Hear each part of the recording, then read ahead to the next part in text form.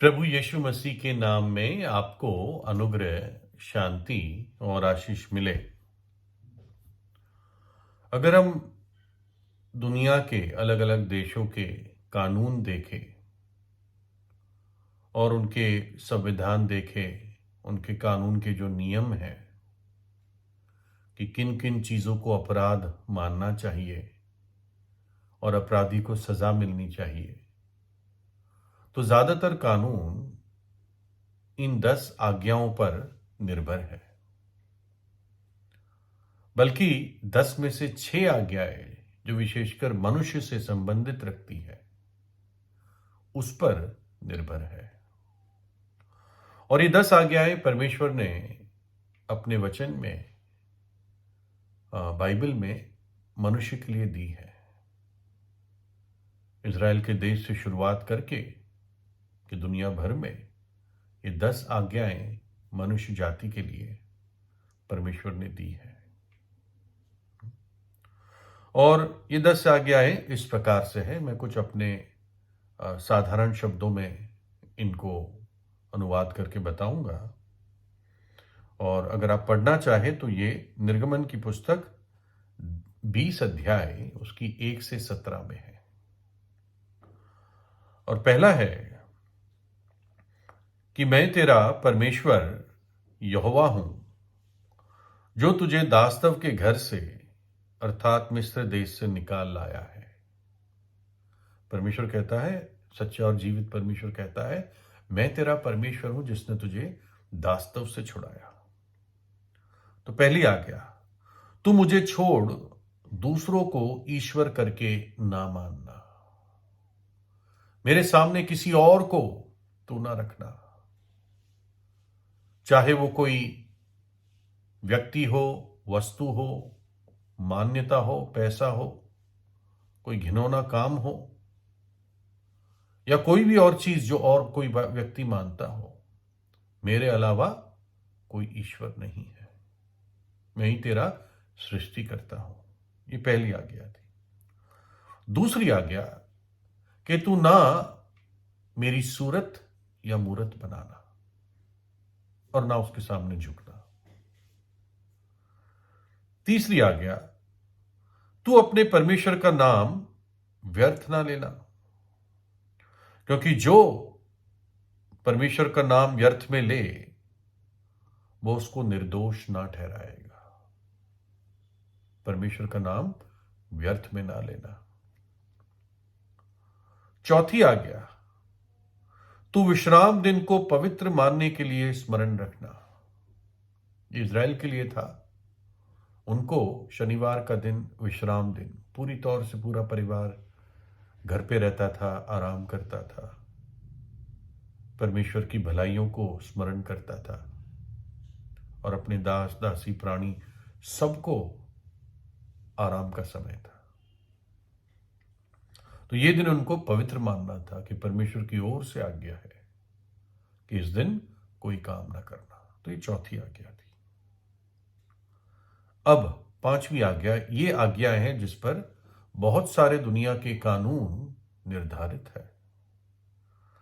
तू अपने पिता और अपनी माता का आदर करना, जिससे जो देश तेरा परमेश्वर यहोवा तुझे देता है उसमें तू बहुत दिन तक रहने पाएगा। तू अपने पिता का और माता का आदर करना। एक ये ऐसी आज्ञा है जो आज बहुत बुरी तरह आम तौर से तोड़ी जाती है। जो आज की पीढ़ी है उनको, कई सारों को माता पिता का आदर नहीं है। उसके बाद छठी आज्ञा, तू खून न करना या तू हत्या न करना। एक कचहरी में मुकदमा चल रहा था और एक व्यक्ति ने हत्या की थी और उसने वकील भी किया ये दिखाने के लिए कि मैंने हत्या नहीं की है, मैं निर्दोष हूं। तो जो वकील उसके लिए लड़ रहा था उसने जज साहब से कहा कि जज साहब यहां पर दीवार पर 10 आज्ञाएं लिखी है और 10 आज्ञाएं में ये छठी आज्ञा लिखी है, तू हत्या ना करना। तो इसको देखकर जो लेने वाली ज्यूरी है, क्योंकि कुछ देशों में ज्यूरी होती है, ना केवल जज निर्णय लेता है लेकिन 10 या 12 लोग बैठकर, जो आम जनता है उसमें से बुलाए जाते हैं, वो भी अपना ओपिनियन देते हैं कि हम ये सोचते हैं ये दोषी है या नहीं दोषी है। तो उस वकील ने पूरी कोशिश की वो 10 आज्ञाओं को वहां से हटवाने की कि ज्यूरी प्रभावित हो जाएगी इसको पढ़ के, लेकिन जज बात को समझता था और जज ने उसको हटने नहीं दिया। तो छठी आज्ञा थी, तू हत्या ना करना। मेरी समझ से, और आप भी जो सच्चे मन से सोचता है मानेंगे कि गर्भपात भी हत्या है। जो व्यक्ति जानबूझकर और बुरे उद्देश्य से गर्भपात कराते हैं वो भी इस आज्ञा को तोड़ते हैं, बुरी तरह तोड़ते हैं। 7वीं आज्ञा, तू व्यभिचार ना करना। प्रभु यीशु ने कहा कि अगर तू मन में भी ऐसा पाप करता है तो तूने व्यभिचार कर दिया। 8वीं आज्ञा, तू चोरी ना करना। 9वीं आज्ञा, तू किसी के विरुद्ध झूठी साक्षी ना देना। अगर इसको मैं साधारण शब्दों में कहना चाहूं तो झूठ ना बोलना। कितना झूठ है आज दुनिया में। लोग कहते बिना झूठ काम ही नहीं चल सकता। कुछ लोग घमंड करते हैं कि हम देखो कैसे औरों का बेवकूफ बना देते हैं, औरों को कैसे हम पट्टी पढ़ा देते हैं, लेकिन वो भूल जाते हैं कि ये सब करने में वो परमेश्वर की आज्ञा को तोड़ते हैं और परमेश्वर की आज्ञा तोड़ने के परिणाम होते हैं। वो परिणाम अच्छे नहीं होते। एक झूठ हमेशा दूसरे झूठ की तरफ ले जाता है, और जब आदमी किसी को धोखा देने का शुरुआत करता है तो एक प्रकार से वो एक जाला बनाना शुरू करता है, जैसे मकड़ी जाला बनाती है। और जब वो जाला बनाना शुरू करता है उस जाले में वो ही फंस जाता है।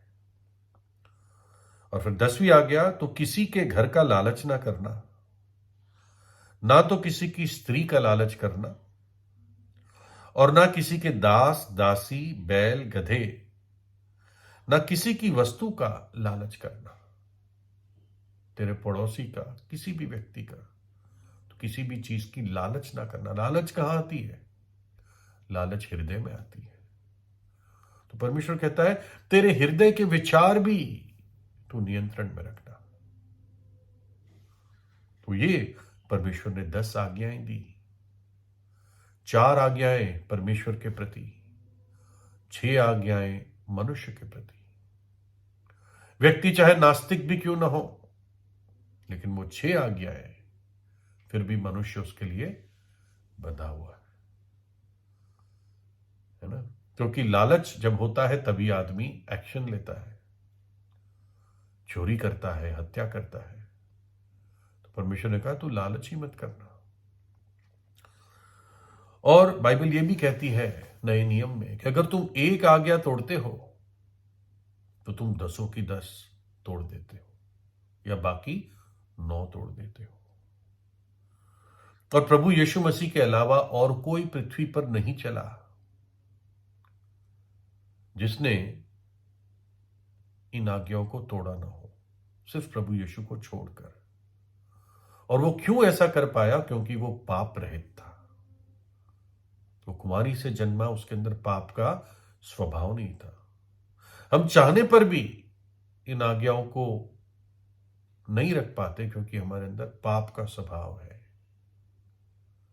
एक पाप की व्यवस्था हमारे शरीर में चलती है। और इसलिए कोई भी मनुष्य जो स्त्री से जन्मा वो कभी भी परमेश्वर के सामने धर्मी या सदाचारी होकर खड़ा नहीं रह सकता। और इसलिए हमें उस सदाचारिता या धार्मिकता की जरूरत है जो परमेश्वर खुद मनुष्य को देता है, और वो है उसके अपने पुत्र की धार्मिकता। प्रभु यीशु मसीह ने हमारे खातिर अपना प्राण क्रूस पर दिया, अपना पवित्र लहू बहा दिया, हमारे पापों को अपनी देह पर उठाकर हमारे लिए सजा सही। और फिर जब वो एक गुफा में दफनाया गया तो तीसरे दिन मृत्यु को में से जी उठा। वो जीवित है, युगान युग जीवित है।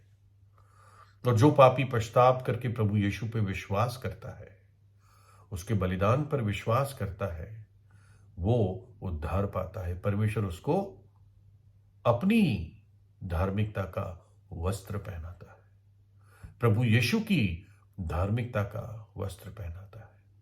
जैसे प्रभु ने मेरे पाप अपने ऊपर ले लिए, उसने अपनी धार्मिकता मेरे ऊपर लाद दी। और जब आप विश्वास करेंगे तो उस आने वाले दंड और आने वाले प्रकोप से बच जाते हैं जो परमेश्वर की आज्ञा तोड़ने पर आता है। और प्रभु फिर एक ऐसा दिल, मन और शक्ति देता है कि मैं उसकी आज्ञाओं का पालन कर सकूं। उस पाप की व्यवस्था जो मेरे अंदर चल रही थी उसको वो भंग करता है, तोड़ देता है, ताकि हृदय परमेश्वर को प्रेम करने के लिए और उसकी पवित्रता में चलने के लिए आजाद हो जाए। ऐसा व्यक्ति मृत्यु से पार होकर जीवन में प्रवेश करता है। तो प्रभु यीशु से प्रार्थना कीजिए, इन 10 आज्ञाओं पर सोचिए और अपने आप को जांचिए इसकी रोशनी में कि मैं कितना अभागा व्यक्ति हूं अगर मैं अपनी ही स्थिति में छोड़ दिया जाता। लेकिन परमेश्वर ने आपको अपनी स्थिति में नहीं छोड़ा, अपने पुत्र को भेजा कि हमें उस पाप की कीच और दलदल से निकाले और उस मुक्ति और अनंत जीवन जो वो देता है उसमें प्रवेश कराए। प्रभु यीशु आपको आशीष दे।